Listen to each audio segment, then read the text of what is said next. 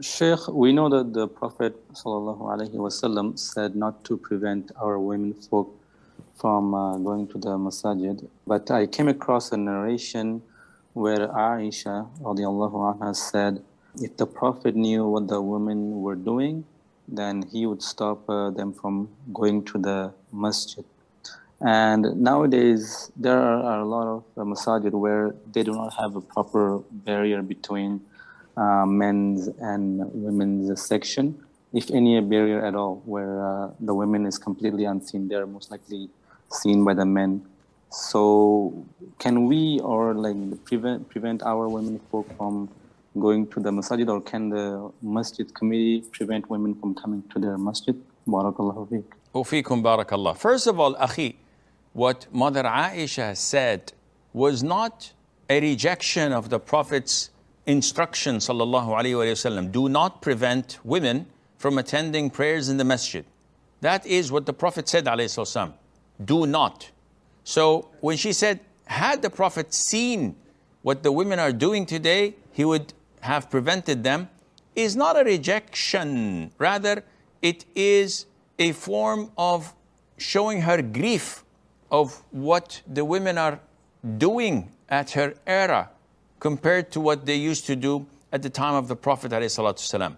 So no one in his sound mind would say, okay, the Prophet said something, but due to the change of times, we're going to ignore the prohibition of the Prophet ﷺ for women from not attending. So we will overrule that. No one in his sound mind would say this, as Ibn Abbas himself said, may Allah be pleased with him and with his father, stones and rocks are about to rain on your heads from the heavens. Stones and rocks and meteors and the likes would come falling on your heads. I say, the Prophet said so and so and so, alayhi salam. And you reply, but Abu Bakr and Umar said something else. As if Abu Bakr and Umar can qualify to refute or reject the Prophet's instructions, alayhi salatu wasalam. And this is outrageous. Nobody in his sound mind would say this thing. Therefore, what Mother Aisha said was only to show her grief and sorrow of how women had become at her era. And if she were to see how women are doing today, that would be a different story altogether. Secondly, you say that the masjids in your community do not have a barrier. Well, for your own information, the masjid at the time of the Prophet ﷺ did not have a barrier either. Men and women prayed in the same place, but the Prophet instructed ﷺ that the worst of men's rows are the last.